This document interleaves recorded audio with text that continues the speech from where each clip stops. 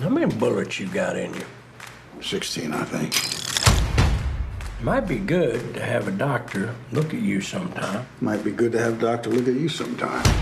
I ain't got no bullets in me.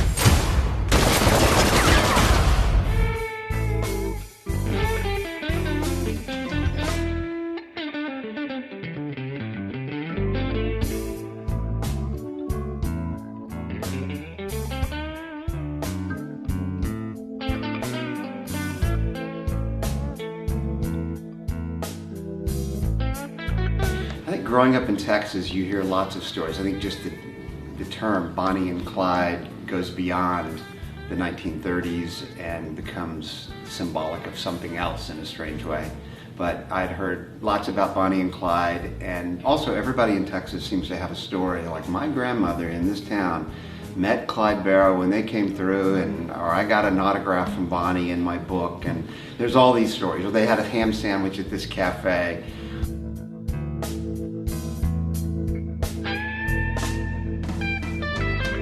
Oh, I loved it.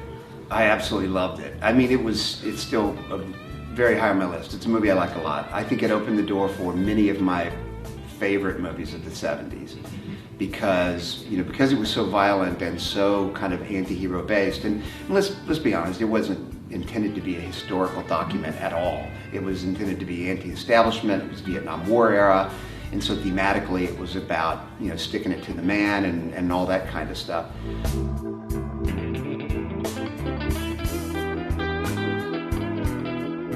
There's something about Kevin that is very kind of stalwart American, to me at least. And he feels like a guy that could live next door to you, but there's something special about him. And I think that he also is really, really good at playing characters who let their actions do the talking.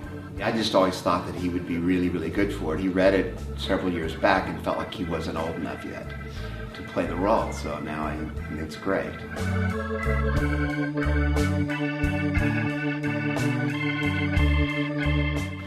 I've been involved with this movie for 13 years.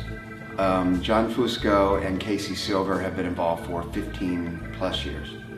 So it's been a long haul, and it's come together and fallen apart like a lot of movies do several times. I've had to leave to go off and direct other movies and come back, and every time I came back I said I still want to make this movie, so I'm happy we got it done.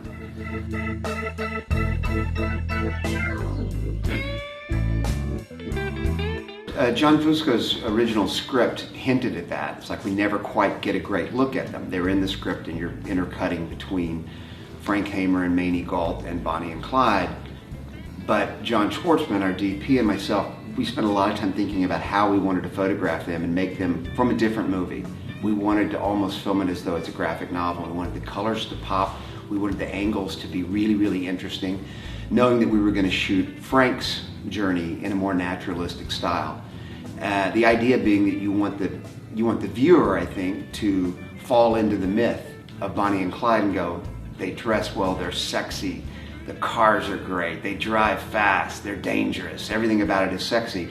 So that when they enter the natural realm at the ambush, you get a look at them for real, and they're two scrawny kids. The ambush at the end of Penn's movie is very, very famous. So I think the first thing you want to do is you go, okay, let's go after as much historical accuracy as we can. Mm-hmm. And also my take on it was we're going to play this in real time. We're not going to do a slow motion ballet of death. I wanted it to be, since the movie promises that we know how this road ends and it's bloody and it's going to be violent, which sounds like a movie line, but hopefully we pay it off by showing that yes, this is exactly how violent it was and how fast it happened and how brutal it was.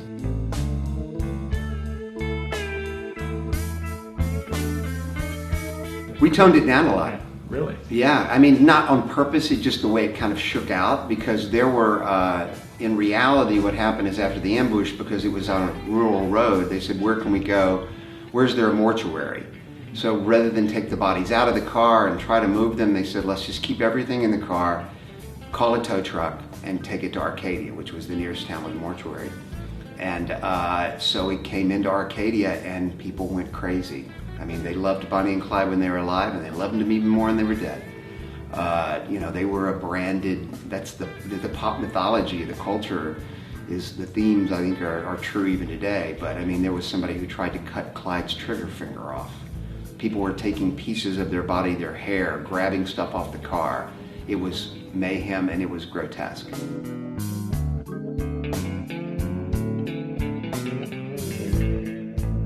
I hope that people, I mean, the thing is that after the ambush, Bonnie and Clyde's families talked a lot to the press, made friends with people, they were really welcoming more press, more talking, telling our side of the story, some of which is not true. And Hamer and the posse made a pact to never talk about it. So I think that it's been talked about for a long time, and now hopefully this movie will make people aware, you know, of the other side of the story. And Frank Hamer should be revered. You come to the wrong place, mister. Around here, Clyde is king. But he didn't see me. Clyde might be king, but I'm a Texas Ranger, you little shit. No, he didn't see me.